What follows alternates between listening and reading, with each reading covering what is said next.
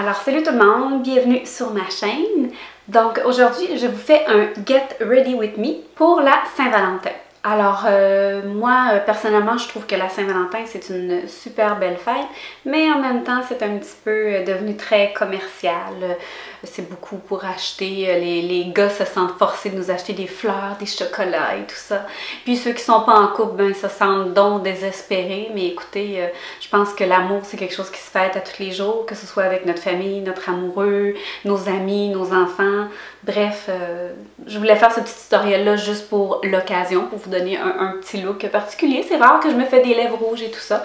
Donc, je voulais vous faire un petit quelque chose pour la Saint-Valentin. Sur ce, je vous laisse aller écouter le tutoriel. Bye! Alors voilà, c'est parti! Donc, me voici sans maquillage, toute prête.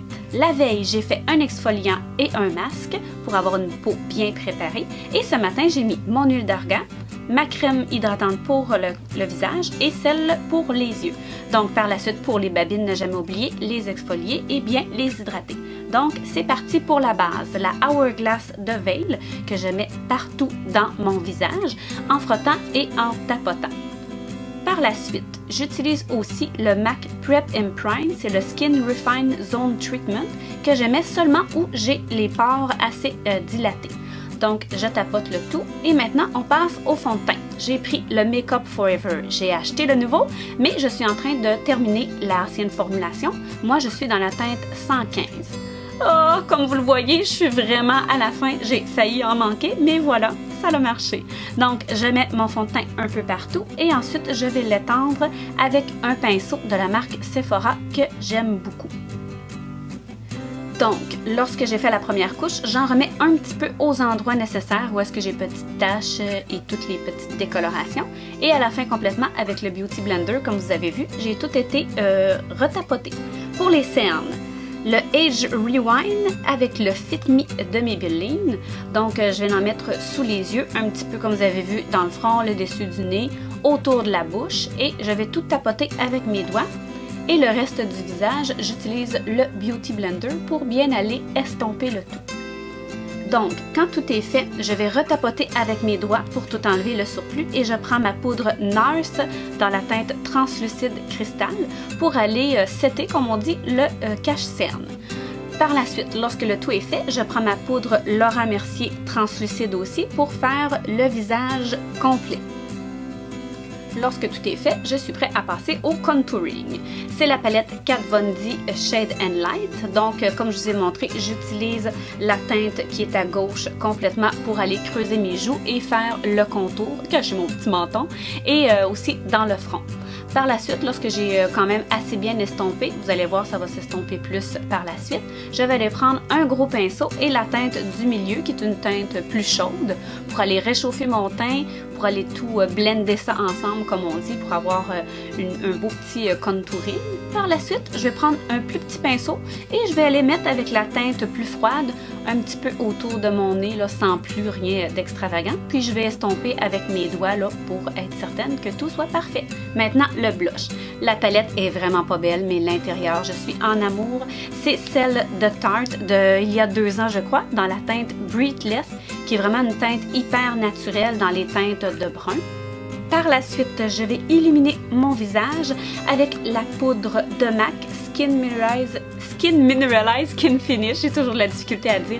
On n'a plus le nom en arrière, mais il ressemble beaucoup à la teinte Soft and Gentle. Maintenant, les sourcils. Alors, comme à l'habitude, je prends toujours Anastasia Beverly Hills. C'est le Brow Wiz dans la teinte taupe. Comme vous le voyez, je ne suis pas très gâtée côté sourcils, donc je dois m'appliquer et ce produit-là est vraiment merveilleux là, pour ceux qui n'en ont pas beaucoup. Ça va vraiment faire quelque chose de naturel et vraiment, je l'apprécie beaucoup. Ça en vaut pleinement son prix. Par la suite, lorsque j'ai tout bien fini de faire le tout, je passe la petite brosse comme il faut et je vais prendre mon... Oh, là, ma voisine passait, j'ai fait un petit babaille parce qu'elle n'arrêtait pas de me regarder.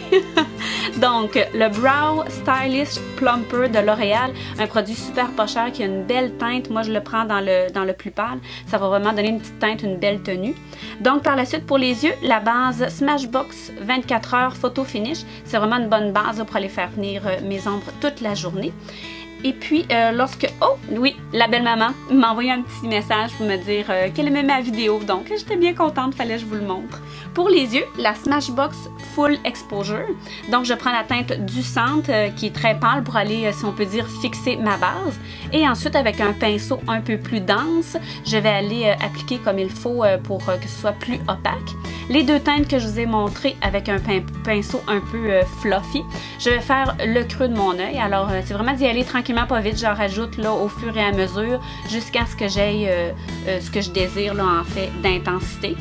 Alors, par la suite, je prends un petit pinceau plat et je vais mettre une teinte brillante dans le milieu. Alors, pour aller faire ressortir un petit peu le centre de ma paupière. Et par la suite, je vais prendre le fard foncé et aller dans le coin externe, là, selon l'effet qu'on désire.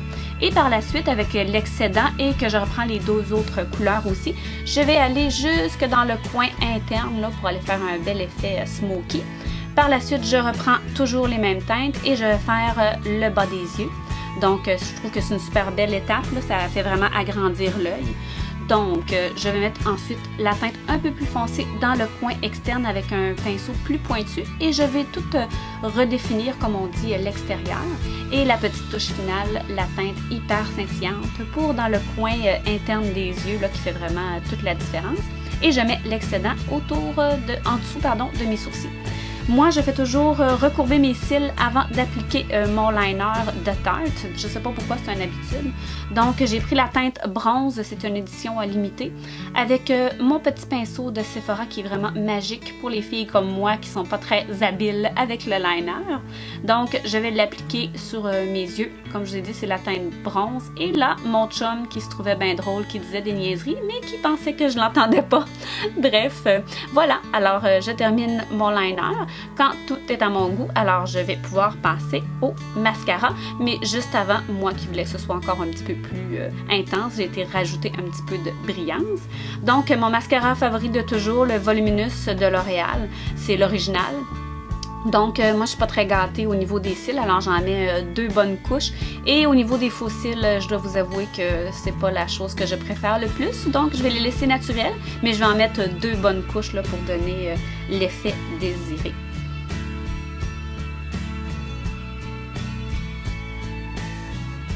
Ensuite, le spray fixant Fix Plus de MAC.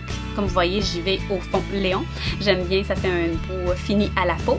Et ensuite, pour des belles lèvres rouges, c'est la teinte Cruella. C'est le Velvet Matte Pencil. Donc, c'est un beau rouge mat qui ne transfère pas, qui tient très bien. Je l'aime beaucoup, moi qui n'est pas très lèvres rouges. Là, c'est vraiment d'y aller tranquillement. Et voilà. Donc, pour les cheveux, non, je ne pouvais pas laisser ça comme ça. Donc, quelques petites photos et voilà. Avec un fer de petit format, je me suis fait des petites boucles un peu partout. J'ai mis du spray volumisant et puis voilà, c'est le résultat final. J'espère que vous avez apprécié. Abonnez-vous et je vous revois bientôt pour une autre vidéo. Bonne Saint-Valentin!